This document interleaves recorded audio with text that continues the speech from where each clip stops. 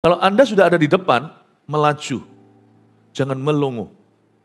Dan jangan pernah kita itu sok-sokan karena tidak ada titik aman. Selama kita hidup di dunia ini, tidak ada satupun di antara kita yang tidak tergantikan. Baik itu tokoh, baik itu sukses apa. Jangan merasa diri itu kebal dan kita dilarang gaya. Ini pelajaran ke-1 tentang Ratu Wasti. Ratu Wasti itu gaya atau enggak, tapi dia tidak menghargai kesempatan yang Tuhan berikan, yang diberikan oleh raja. Raja aja, ini orang berdosa kayak kita aja, dia toh akan mati, bisa memberi dan menarik kesempatan, apalagi Tuhan.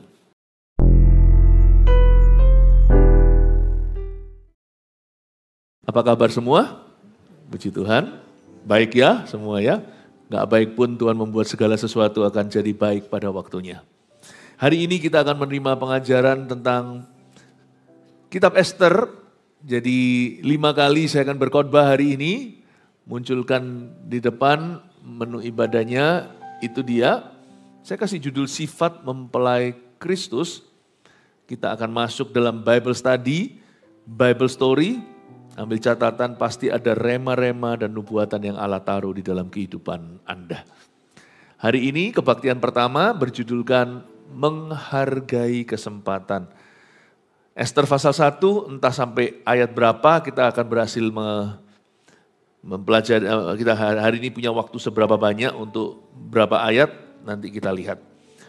Mari kita sama-sama membuka kitab Ester, pasal yang pertama. Ini cerita tentang seorang ratu dibuang, dan ratu itu digantikan oleh seorang ratu yang lain keturunan Yahudi, namanya Hadassah atau Ester.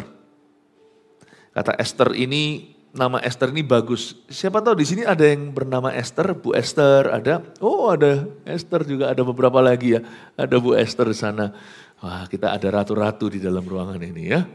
Ester ini seorang ratu keturunan Yahudi yang tidak diketahui identitasnya sampai nanti ketika dibutuhkan. Makanya kita jadi orang Kristen itu harus berani menampilkan diri pada waktunya ketika iman dipertaruhkan. Itu dulu ya, tapi jangan sok-sokan. Identitas yang tidak perlu kita umbar dan kita sebar. Gak perlu kita itu menjawab suatu pertanyaan lebih banyak daripada yang perlu. Jangan terlalu banyak bicara di akhir zaman ini, lebih baik mawas diri. Mari kita akan belajar tentang Ratu Ester. Ayat 1, pada zaman Ahasiweros, dialah Ahasiweros yang merajai 127 daerah, mulai dari India sampai ke Ethiopia. Pada zaman itu ketika Raja Ahasiweros bersemayam di atas tahta kerajaannya di dalam benteng Susan. Pada tahun yang ketiga dalam pemerintahannya, diadakanlah oleh Baginda perjamuan bagi semua pembesar dan pegawainya, tentara Persia dan Media, kaum bangsawan, dan pembesar daerah hadir di hadapan Baginda. Di samping itu, Baginda memamerkan kekayaan kemuliaan kerajaannya dan keindahan kebesarannya yang bersemarak berhari-hari lamanya sampai 180 hari atau sampai setengah tahunan. Kayaknya ini pestanya agak terlalu berlebihan ya. Kita harus mengenal konteksnya. Di zaman itu di Timur Tengah, ada sebuah negara adik kuasa atau negara Persia. Negara ini negara yang very powerful. Mereka itu dipimpin oleh seorang raja, Raja Ahasiweros. Dan pemerintahannya itu sangat luas. Alkitab mengatakan di sini, merajai 127 daerah, itu 127 provinsi, dari India yang di Asia, sampai ke Ethiopia yang di Afrika, lewat Timur Tengah, kerajaan Ahasiweros itu terbentang sampai 23 negara, 3 benua, 127 provinsi. Ini orang gede sekali. Dan dia kumpulkan semua pejabat dan pegawainya, pembesar-pembesar itu, karena tujuannya adalah untuk rapat, terutama karena mereka mau pergi berperang. Setengah tahun itu kumpul dulu dan memikirkan strategi, tetapi pesta besar-besaran karena itu cara raja menjamu orang-orang VIP-nya. Setengah tahun loh, 180 hari. Kalau saya dulu pernah sekali pelayanan di New Delhi, di India tahun berapa itu, dengan kurang lebih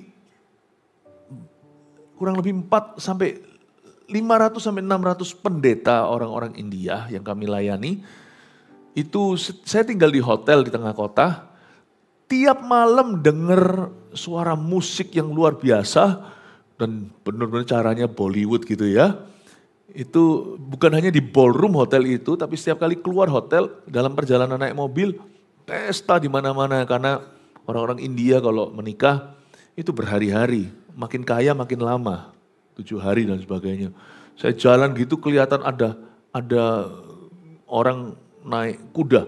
Wah, naik kuda, berarak-arakan kuda. Malam loh itu, luar biasa. Kita ini pesta di Indonesia mungkin ada apa-apanya. Ini lebih lagi ya. Supaya kita paham konteksnya dulu, supaya kita mengerti apa ini. Ahasiweros dalam cerita ini adalah seorang raja yang sangat besar. Dia tidak melambangkan Tuhan. Esther itu umat pilihan. Nah, kita bisa bercermin dengan sang ratu. Hari ini kita bisa melihat diri kita sendiri sebagai mempelai wanita Kristus. Gereja itu mempelai wanita. Jadi kita bisa banyak belajar dari Ratu Esther, bagaimana jadi umat pilihan Allah. Kita bisa belajar, ada banyak nilai-nilai yang bagus di dalam buku ini, dan ada banyak sekali pengajaran dan nubuatan yang kita bisa terima secara luar biasa, serta pewahyuan dan hikmat untuk hidup kita. Sayang sekali kalau kita baca itu hanya buku-buku tertentu yang sudah klise atau klasik di Alkitab. Tapi buku-buku yang lainnya kita hindari karena kita kurang mengerti. Nah, oleh karena itu biarkan gembala atau pengajar atau guru yang akan memberikan penerangan supaya kita bisa melihat dalam cerita ini bagaimana relevan dalam kehidupan kita. Ahasiweros ini suaminya Esther. Dia seorang raja besar tadi. Orang ini seperti kita, orang berdosa. Meskipun dia raja yang sangat berkuasa. Sedikit informasi, 100 tahun kemudian kerajaannya ditaklukkan oleh Alexander the Great atau Alexander Agung dari Yunani. Jadi Anda tahu ini semua sejarah Esther. Dan kita bisa belajar apa dari pasal pertama? Bahwa kesempatan itu tidak selalu datang 2 kali. Dan kalau kita sudah jadi, jangan sampai kita lengah. Kalau ada di antara kita yang sudah menjadi juara, misalnya juara di kelas nih kalau anak-anak muda, anak kecil, ingat bahwa semester depan, Anda mungkin akan dilengserkan dari juara 1. Kalau Anda sudah ada di depan, melaju, jangan melongo. Dan jangan pernah kita itu sok-sokan karena tidak ada titik aman. Selama kita hidup di dunia ini, tidak ada satupun di antara kita yang tidak tergantikan. Baik itu tokoh, baik itu sukses apa. Jangan merasa diri itu kebal dan kita dilarang gaya. Ini pelajaran ke-1 tentang Ratu Wasti. Ratu Wasti itu gaya atau enggak, tapi dia tidak menghargai kesempatan yang Tuhan berikan, yang diberikan oleh raja. Raja aja, ini orang berdosa kayak kita aja, dia toh akan mati, bisa memberi dan menarik kesempatan, apalagi Tuhan. Semakin seseorang itu berkuasa, semakin dia bisa memberi kesempatan pada orang lain. Tapi tentunya Ahasiweros juga jangan mentang-mentang karena dia sendiri pun akhirnya ditaklukkan 100 tahun kemudian. Kesempatan itu ujungnya dan pangkalnya itu selalu Tuhan. Jangan sia-siakan satu lagi kesempatan berharga dalam kehidupanmu. Hidup ini adalah kesempatan seperti lagu yang seringkali dinyanyikan khususnya oleh MS Senior. Hidup ini adalah kesempatan, itu dia. Ingatlah perkataan itu, kita harus jadi berkat. Suatu hari kita menoleh, kita harus mengerti bahwa kita sudah jadi berkat. Nah kita sekarang lihat ya, ayat yang ke-5. Setelah genap hari-hari itu, maka raja mengadakan perjamuan lagi 7 hari lamanya bagi seluruh rakyatnya yang terdapat di dalam benteng Susan. Daripada orang besar sampai kepada orang kecil, bertempat di pelataran yang ada di taman istana kerajaan. Masih ada ekstra 7 hari lagi setelah lewat 180. Masih ada plus 1 minggu. Nah, disinilah terjadi sesuatu.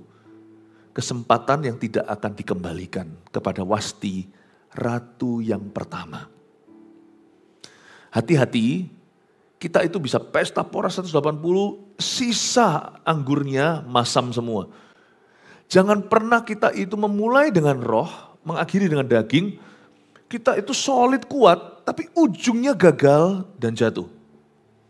Jangan pernah kita itu berlari misalnya, maraton sudah sekian lama, tinggal sedikit di depan, lalu kita menoleh dan mengejek atau mengejek rival kita. Aku sudah mau menang, lalu tiba-tiba terjegal, dia jatuh, lalu dibalap. Sisa dikit itu jangan kita itu terlalu percaya diri. Sisa dikit perlombaannya maksudnya, dan kita sudah ada jauh di depan. Jangan pernah merasa, nah sekarang aku tidak butuh Tuhan. Butuh Tuhan itu sampai mati, sampai sorga. Butuh Tuhan itu tuntaskan. Orang Kristen itu harus totalitas. Kita itu hajar musuh kita, misalnya musuh kita adalah Rocky Balboa. Anda pernah nonton film itu film sih gak masuk akal. Dipukuli, digebukin gitu, dia bangun lagi, kok enggak technical knockout, kok enggak TKO. Hajar lagi. Itu loh yang main Sylvester Stallone. Dipukuli, bangun lagi. Sampai ronde ke-10 atau ke berapa. Lawannya kira dia sudah menang nih. Dia sudah di atas angin sudah rasanya, udah kalah. Siapa pernah sangka, just one punch, satu pukulan dari si Rocky itu, boom, dia KO, tidak bangun lagi. Sebelum sungguh-sungguh bel berbunyi, ting, ting, ting, ting, ting, ting, ting, dan sabuk juara di pinggangmu, belum waktunya untuk retire, belum waktunya untuk nyantai dulu. Hati-hati, seringkali kita kecolongan di 7 hari terakhir dari 187 hari. Makanya itu, memulai sesuatu itu berharga, tapi mengakhiri sesuatu dengan baik dan benar itu lebih berharga. Jangan salah memulai. You must begin well, selalu harus start well. Saya ngomong dengan anak-anak muda yang pacaran, jangan pacarannya ngawur. Supaya nanti permulaan pernikahan itu tidak bergumul, tidak berdosa, tapi bergembira karena Tuhan. Tetapi lebih baik daripada itu adalah kalau kita mengakhiri dengan benar. Ngapain kalau kita seolah-olah segala sesuatu sudah sempurna di depan lalu ujungnya kita berubah setia. Ingatlah ini peringatan dari 187 hari pesta. Semua fine-fine saja 180 hari. 7 hari atau minggu terakhirnya something happened. Sesuatu terjadi. Jangan nyantai, coba katakan pada kanan kirinya, jangan nyantai sampai mati.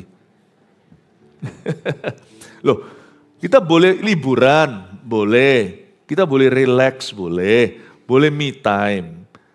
Nyantai itu kondisi rohani, jangan nyantai. Holiday pun jangan cuti kerohanian. Jangan sampai kita kecolongan. Amin Bapak Ibu Saudara. Jangan sampai. Karena itu kita pelajari hari ini dari cerita Esther untuk kita itu waspada. Katakan waspada. Katakan berjaga-jaga. Ya, kita harus waspada dan berjaga-jaga sampai pada akhirnya. Kita lihat di ayat 6. Di situ tirai-mirai daripada kain lenan, mori halus dan kain ungu tua yang terikat dengan tali lenan halus dan ungu muda bergantung pada tombol-tombol perak di tiang-tiang marmer putih, sedang katil emas dan perak ditempatkan di atas lantai pualam, marmer putih, gewang, dan pelinggam. Minuman dihidangkan dalam piala emas yang beraneka warna, dan anggurnya ialah anggur minuman raja yang berlimpah-limpah, sebagaimana layak bagi raja. Adapun aturan minum ialah tiada dengan paksa, karena beginilah diisyaratkan raja kepada semua bentara dalam, supaya mereka berbuat menurut keinginan tiap-tiap orang. Free flow, mau minum apa aja. Mereka bergelimpangan dalam kemewahan. Kita tidak usah renungkan ungu tualanan, halus, tombol perak, tiang marmer, segalanya itu. Kecuali kalau Anda insinyur mungkin, kalau Anda desainer mungkin, kalau Anda pikirkan, wah itu benar-benar kemewahan. Bahkan orang-orang kaya pun, yang bergelimpang harta pun, mesti hati-hati dan waspada. Hidup ini adalah kesempatan. You never know. You may seem to have everything. Mungkin Anda ada yang merasa punya segala sesuatu. Percayalah, kadang-kadang hanya satu hal aja yang tak kau miliki, itu yang bisa mematikanmu. Kita mungkin punya segala-galanya, cuma ada satu hal aja yang kita tidak punya. Itu mungkin bisa mematikan Anda. Makanya itu bergantunglah pada Tuhan yang punya segala-galanya. Dia sungguhan yang punya segala sesuatu. Kita punya segala sesuatu semua, everything. Cuman paru-paru kita sudah tidak bisa narik oksigen lagi. Udah itu aja, cuma satu aja. Daya tariknya, nggak bisa. That's it. Lucu ya. Hidup ini tidak menentu. Saya nggak ngomong ini untuk membuat kita pesimis. Saya ngomong begini untuk membuat kita semakin bersandar dan bersyukur pada Tuhan. Dan jangan kita itu kalau tidak punya segala-galanya itu jangan iri dengan mereka yang punya lebih. Kalau mereka memperolehnya dengan cara yang halal, bahagialah untuk mereka, jangan picik hati. Berkati orang dalam suksesnya, berkata terima kasih Tuhan, orang itu sukses. Aku turut bahagia. Sungguhan loh ya, tidak lip service. Sungguhan happy untuk orang lain. Jangan mencibir sukses orang. Tapi ya nggak usah minder. Dia bahagia, dia punya ini itu, aku enggak punya itu dan ini. Tapi aku bisa sama bahagia tuh. Karena kalau sama-sama Tuhannya, Tuhan adalah gembalaku, tak akan kekurangan aku. Tuhan itu cukupkan apa yang kubutuhkan dan Tuhan tahu persis apa yang aku perlukan. Mungkin aku enggak butuh seperti orang itu butuh banyak. Aku enggak perlu seperti itu. Mungkin orang itu perlu beri makan begitu banyak orang. Aku enggak mungkin. Aku mungkin dalam konteks hidupku itu lebih sederhana. Saya belajar dalam hidup ini enggak pernah iri sama orang. Enggak pernah minder. Dan juga jangan sombong. Kalau kita memiliki sesuatu lebih. Karena sekalipun kita punya sesuatu lebih, kita enggak punya segala sesuatu. Sadari. Saya punya sesuatu yang Anda miliki. Tapi bukan berarti saya punya segala-galanya. Mungkin misalnya sama Kolyang nih. Mungkin saya punya suara untuk nyanyi. Mungkin lebih merdu. Enggak ngaku-ngaku nih. Tapi saya enggak punya segala sesuatu. Tapi mungkin kalau suruh nari, saya paling parah kalau suruh nari. Enggak bisa juga ya Kolyang ya. Tapi Kolyang pasti punya sesuatu, kelebihan Kolyang. Kolyang itu kalau sama orang ya, enggak tahu gimana kalau saya lihat ya. Sama hubungan dengan masyarakat, segala. Kok bisa ya? Kok bisa saya itu introvert. Kolyang itu bisa sama orang itu bisa luas, supel sama semua orang itu. Kalau ini menurut saya ya, pandangan saya. Punya sesuatu yang saya enggak punya. Enggak ada orang itu punya segala-galanya tuh, enggak ada. Hanya Tuhan yang punya segala sesuatu. Karena itu kita kalau punya sesuatu, persembahkan untuk kemuliaannya dan untuk bangun manusia. Amin Bapak Ibu Saudara. Belajar untuk tidak sombong. Belajar untuk tidak minder. Jangan sampai kita dihakimi oleh sesuatu, oleh seseorang, karena sesuatu yang orang itu punya, kita nggak punya. Loh, kamu jangan tarik aku ke gamemu, ya aku game over lah. Tapi kalau kamu ku tarik ke gameku, kamu yang game over. Misalnya orang punya segala sesuatu. Contohnya, dia punya gedung di seluruh dunia. Di New York ada. Di mana-mana, wah terbang ke sana sini. Mungkin dibanding dengan orang itu kita kalah. Kalah secara harta. Pencapaian bisnis juga misalnya. Ya, mungkin kalau bicara tentang kartu frequent flyer-nya itu sudah bukan hanya gold, bukan hanya emas, tapi platinum. Wah misalnya, naik ke pesawat itu sudah kayak naik angkot gitu. Angkutan kota. Wah, kita nggak usah minder. Ya karena memang itu kebutuhan dan demand atau tuntutan pekerjaan. Pekerjaan saya lebih ke cek log pagi, pulang sore. Nggak perlu traveling kemana-mana, monoton sifatnya. Tapi saya punya kartu dengan keluarga saya itu gold atau platinum. Tiap malam selalu dinner with my family. Sana kartunya hijau sama keluarganya. Jangan irilah dan tidak usah minder. Saya memang tidak punya gedung pencakar langit. Tapi saya punya waktu dengan keluarga saya jauh lebih penuh. Kita punya masing-masing, sedangkan orang seperti itu harus cari waktu. Kita punya waktu. Karena pekerjaan kita lebih terprediksi misalnya. Puji Tuhan, tidak usah minder. Dia punya apa? Tidak usah lihat kartunya, wah kok beda kelasnya. Kartuku dengan keluargaku, kelasnya lebih tinggi dari kartumu. Sana ketemu keluarganya itu harus ngos-ngosan cari kesempatan. Saya tiap hari bisa makan dengan family saya. Bersyukurlah untuk sesuatu yang kau punya. Saya nggak pernah terintimidasi dengan kelebihan orang lain. Saya syukuri kelebihan mereka, tapi saya syukuri juga kelebihan saya. Amin Bapak Ibu Saudara. Jadi orang itu gitu aja, nyantai aja. Ya, tapi kalau secara kerohanian jangan kau nyantai. Secara tujuan jangan nyantai. Secara kewaspadaan untuk menjaga hati. Karena dari situ mengalir kehidupan, jangan kau santai. Karena setan itu selalu punya satu tujuan dalam hidupmu. Colong sesuatu, mencuri sesuatu. Dan dia kalau tidak bisa mencuri di awal, dia tunggu sampai nanti seminggu terakhirmu dia akan curi di situ. Be careful. Careful ya. Kita lihat sekarang ayat yang keberapa? Ayat ke-9. Juga Wasti sang ratu mengadakan perjamuan bagi semua perempuan di dalam istana Raja Ahasiweros. Pada hari yang ke-7 ketika raja riang gembira hatinya karena minum anggur, bertitahlah Baginda kepada Mehuman, Bista, Harbona, Bikta, Abakta, Setar, dan Karkas, yakni ke-7 sida-sida yang bertugas di hadapan Raja Ahasiweros, supaya mereka membawa Wasti sang ratu dengan memakai mahkota kerajaan, menghadap raja untuk memperlihatkan kecantikannya kepada sekalian rakyat dan pembesar-pembesar, karena sang ratu sangat elok rupanya, tetapi Ratu Wasti menolak untuk menghadap menurut titah raja yang disampaikan oleh sida-sida itu, sehingga sangat geramlah raja dan berapi-apilah murkanya. Di sini ada dua versi, begini ceritanya. Waktu minggu terakhir itu, raja lagi happy. Karena dia bangga sama istrinya, karena istrinya itu cantik bukan main.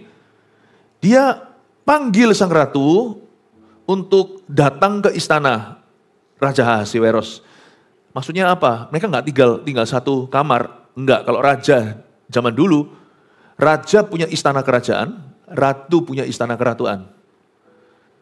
Jadi raja panggil ratunya, sini, suruh pakai mahkota kerajaan. Raja suruh pesuruhnya itu sida-sida. Ya.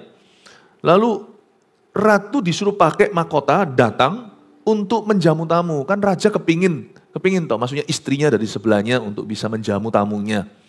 Dia dengan bangga akan memperkenalkan, ini loh, Bu Ahasiweros.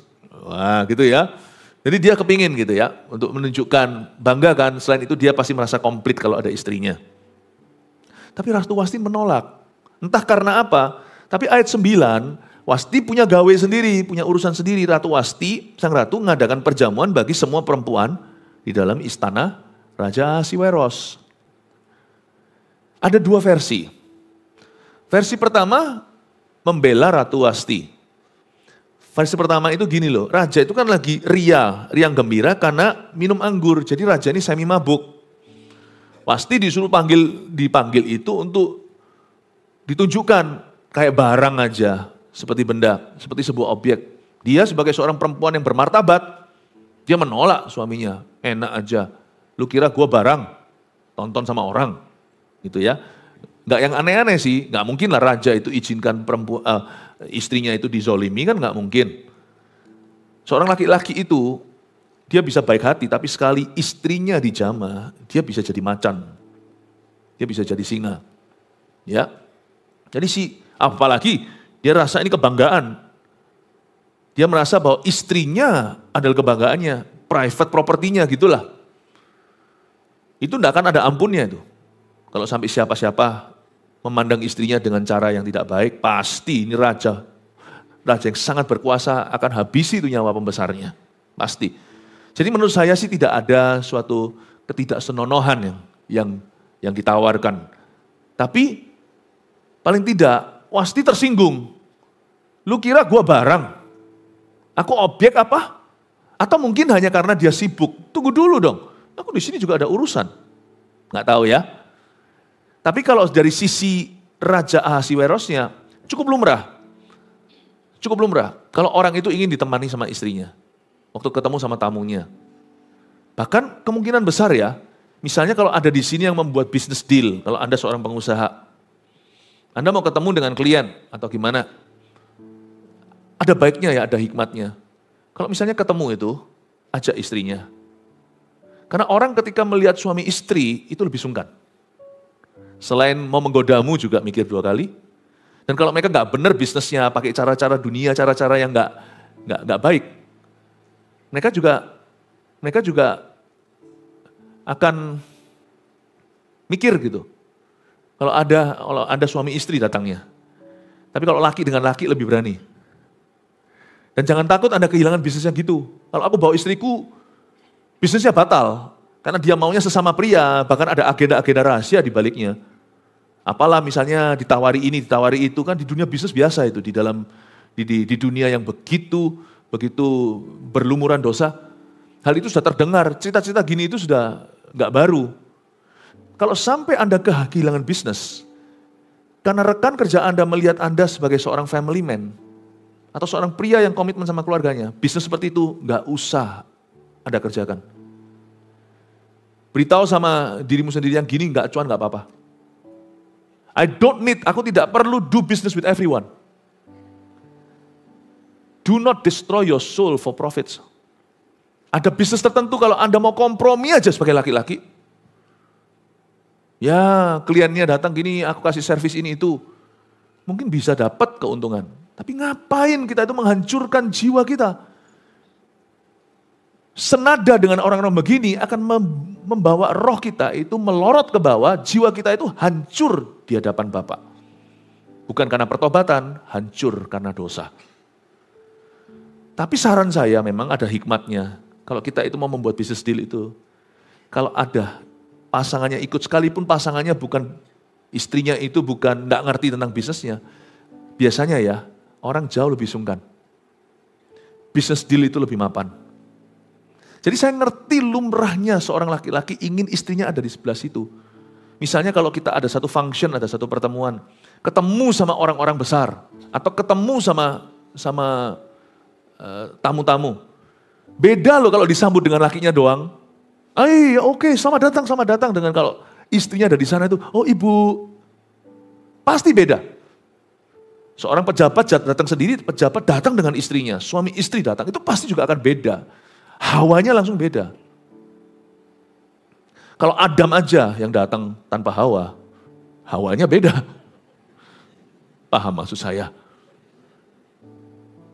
Dahulu pada waktu saya sempat untuk di dalam dunia marketplace, waktu sebelum saya lepaskan semuanya at the peak of my career, dengan cepat Tuhan bawa naik ke atas, tapi di atas, di puncaknya zaman itu di season, di musim hidupku, itu saya lepaskan semuanya untuk melayani, untuk memberitakan Injil. Saya masih ingat kok saya buat komitmen, every business deal yang saya buat, baik itu dengan rekan-rekan, baik dengan orang Hong Kong, maupun dengan pebisnis dari Brunei Darussalam, pebisnis dari Singapura, waktu saya ketemu dengan mereka, I always come with my wife. If you don't like it, you don't want to do business with me because Anda tidak mau berbisnis dengan saya karena saya dengan istri saya datang, fine, thank you. Bukan gua nggak butuh, bukan karena kita nggak butuh penghidupan, bukan karena kita nggak perlu uang. No. Nggak semua uang saya cari kok. Kalau Anda tidak bisa menerima saya family man, that I love my wife, I love my family, fine, thank you. No thanks. Semua business partner itu semuanya yang bahasa Surabaya yang genah semua. Kerjasama dengan kami. Yang gitu-gitu, yang mau pakai cara gitu-gitu, apa segalanya. Semuanya langsung menyingkir dengan sendiri. Namanya eliminasi alami. Jangan takut tampilkan istrimu. Bukan untuk show kok. Anda tunjukkan pada dunia, sebelum aku komit ke bisnis ini, aku komit kepada keluargaku. Nanti Anda akan dapat rekan-rekan bisnis yang menghargaimu.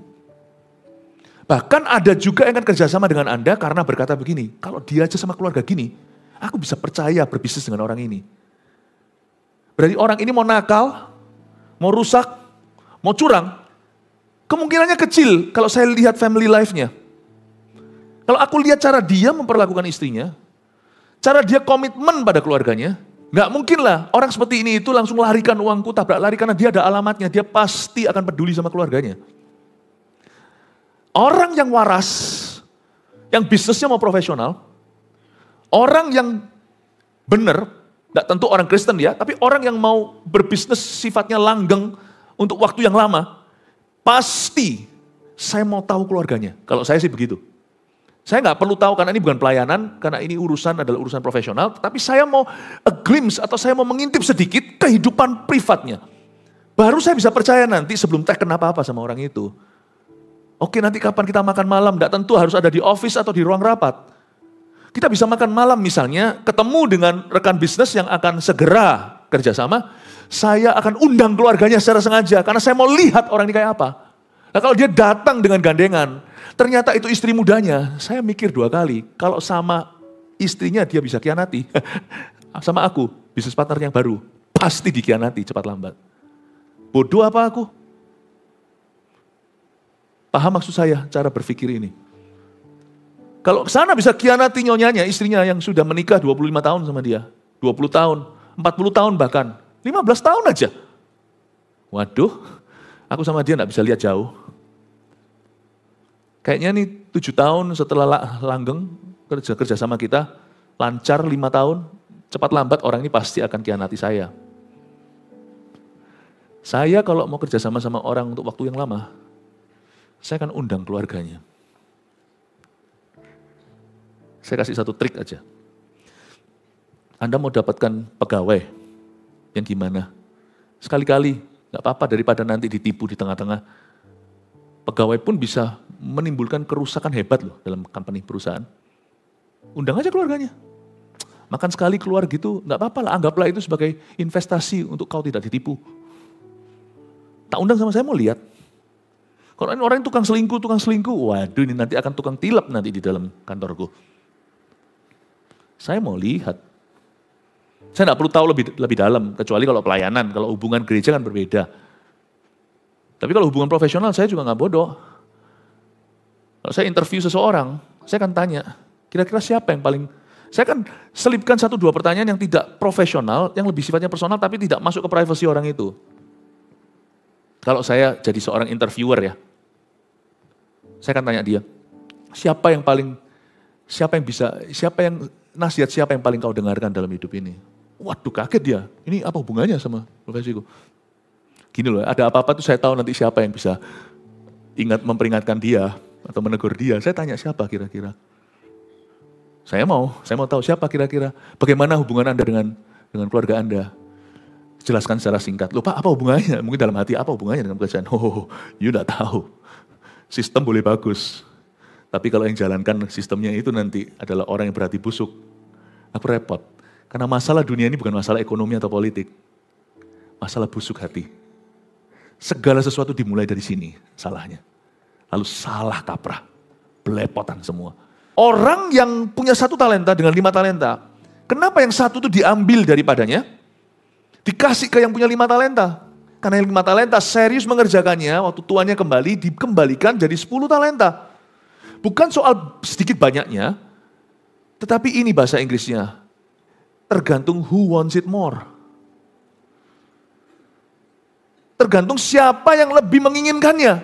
Ingat sesuatu Bapak Ibu, apa yang tidak kau inginkan atau tidak kau hargai, pasti dikasih ke orang lain nanti. Udah gitu aja. Apa yang sekarang merupakan your crown atau mahkotamu, kalau Anda tidak inginkan. Ada satu show, namanya Ellen apa itu, yang akhirnya Ellen DeGeneres. Ya, itu terkenal sekali. Tapi dia mulai abusive. Dia mulai pakai cara-cara yang tidak baik, mulai menekan semua rekan-rekannya, mulai merasa dirinya di atas awan-awan. Akhirnya kan sekarang, nggak jadi. Ketika dia merasa, saya ngerti kalau taping kayak gitu tuh luar biasa. Itu terus lama-lama dia jadi bosan. Tapi sekarang setelah dia sudah disingkirkan, malah justru menginginkan. Digantikan dengan orang lain, apapun juga yang tidak kau hargai, Tuhan akan memberikannya ke orang lain. Hargailah. Jangan berkata, kerjaanku ini monoton begini aja. Bosan aku. Begini terus. Sampai kehilangan pekerjaan, baru berkata, kembalikan pekerjaan itu Tuhan, kembalikan kepadaku. Manusia itu punya satu sifat jelek. Ketika dia hilang sesuatu, baru dia rindu. Tapi ingat sesuatu, apa yang tidak kau hargai, akan diambil daripadamu. Mungkin gak sekarang, tapi cepat lambat pasti. Tapi celakanya waktu diambil, penyesalan akan luar biasa di dalam hati. Dan Anda tidak bisa berbuat apa-apa. Ingat sesuatu, berkat yang paling monoton pun, yang paling membosankan pun, berkat yang paling kecil pun, bukan hanya pertahankan. Sekalipun sudah kau miliki, perjuangkan. Tiap kali diberi kesempatan dalam berkat yang sudah Tuhan berikan, setiap kali diberi kesempatan dalam bidang yang Tuhan sudah percayakan, setiap kali Anda memiliki kesempatan untuk bisa menikmati apa yang sudah Anda miliki, nggak usah kejar yang belum Anda punya. Apa yang sudah Anda miliki itu kalau Anda bukan punya menghargainya dengan segenap hati seperti menghargai Tuhan, Anda tidak akan hanya sekedar mempertahankan, tapi memperjuangkan. Loh, ngapain diperjuangkan? Aku sudah punya. Itu sudah milikku kok. Perjuangkan terus. Saya sampai hari ini masih memperjuangkan kebahagiaan keluarga saya, meskipun keluarga saya keluarga yang bahagia. Saya memperjuangkan. Saya ngomong sama istri saya. Sama istri saya seperti ini. Aku punya satu goal, visi gereja jelas, visi kita dari Tuhan sudah sangat-sangat gamblang. Tapi visiku sebagai laki-laki, saya bilang, visi saya sebagai pria, sebagai suami adalah membahagiakan kamu. Saya ngomong sama dia, kamu menikah cuma sekali pada seorang pria, aku pastikan you happy. Itu pun saya masih gagal-gagal terus. Saya masih gagal-gagal terus, kadang-kadang masih hal-hal tertentu, hal kecil yang mungkin saya bisa lakukan, saya lupakan. Padahal saya sudah komit kayak begitu aja masih kurang. Sayanya dia nggak pernah ngomong apa-apa, nuntut apa-apa. Tapi saya merasa, I could have been better. Perjuangkan, sekalipun sudah istrimu. Jangan hanya kejar wanita itu sebelum dia apa-apa dalam hidupmu.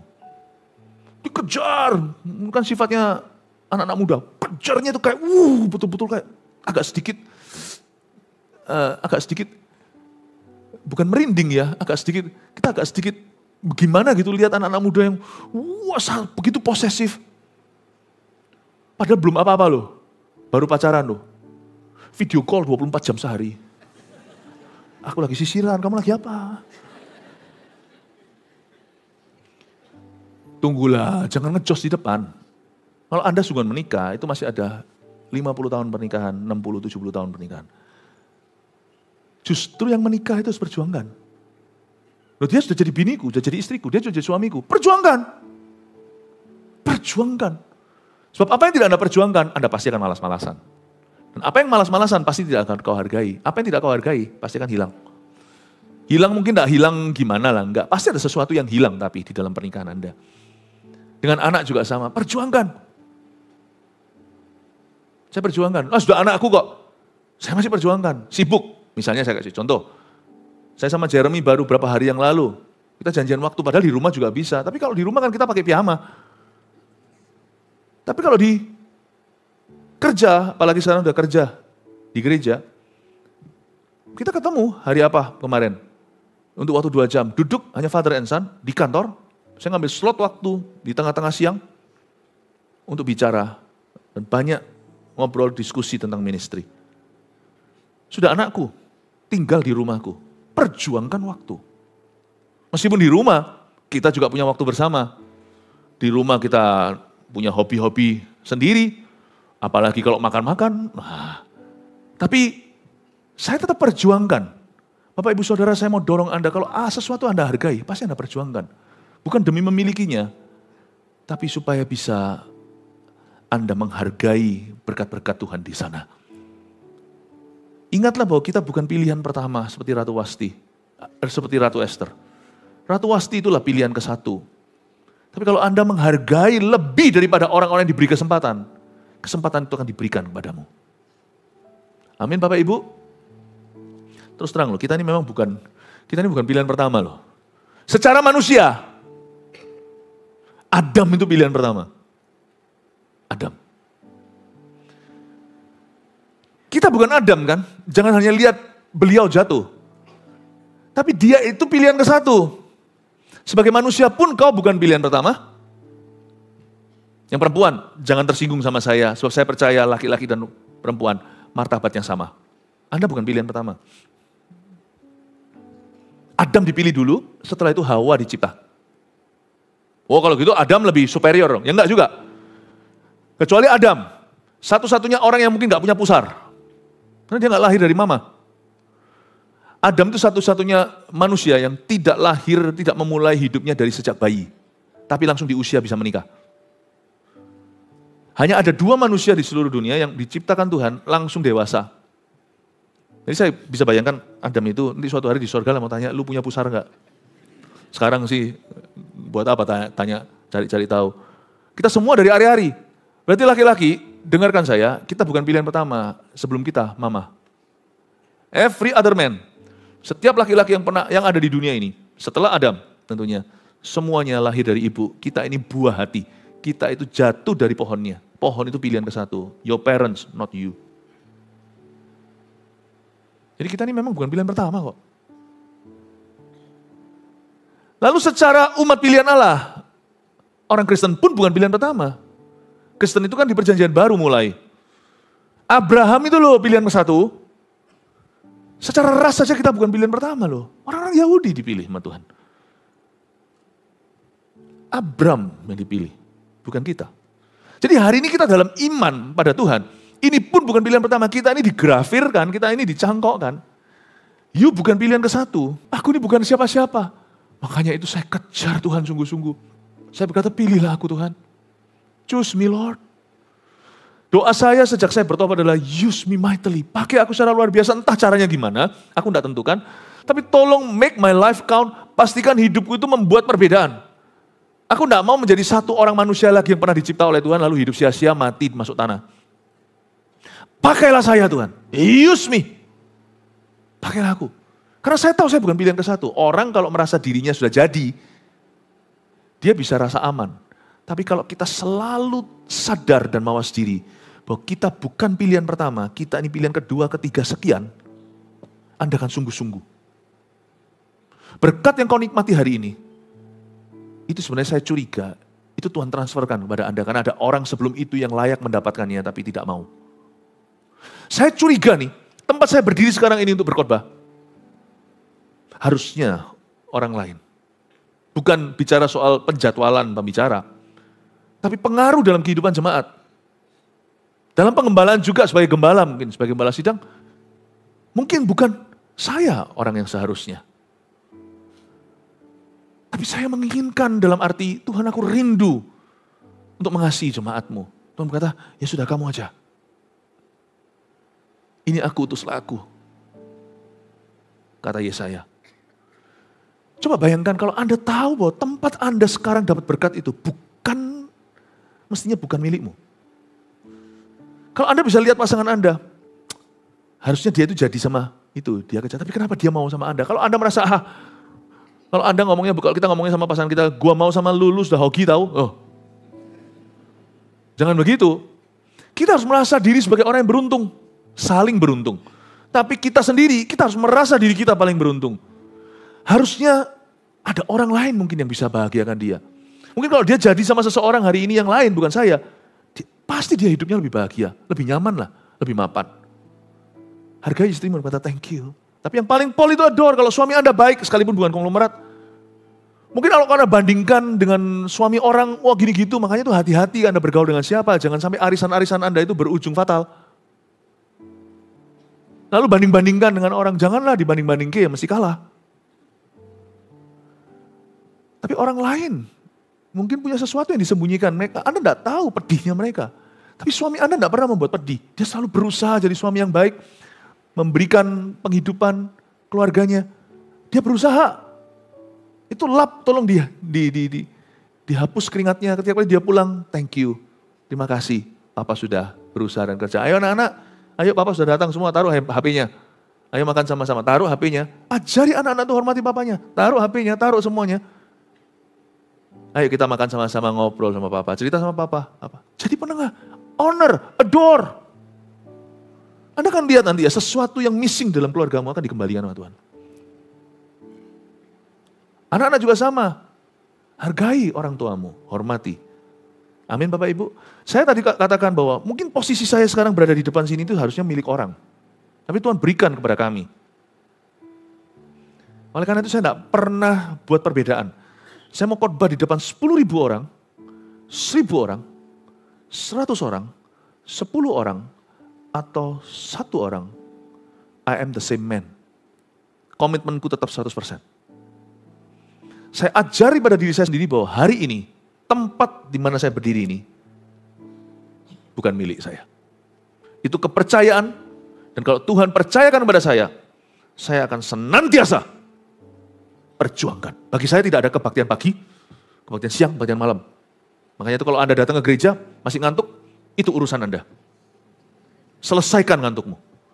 Datang ke sini saya langsung cekokin Anda dengan sejarah, dengan remah, dengan nubuatan, dengan protein rohani. Saya tidak peduli mau jam berapa. Saya bangun tadi jam 4, saya sudah siap hatinya. Saya berkata, let's go.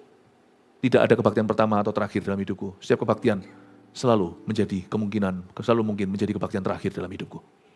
Saya selalu memberi yang terbaik. 3 poin sini, tolong catat apa yang kita bisa pelajari dari Esther pasal pertama. Menghargai kesempatan 1. Kita bukan pilihan pertama dalam segala sesuatu. Camkan dulu.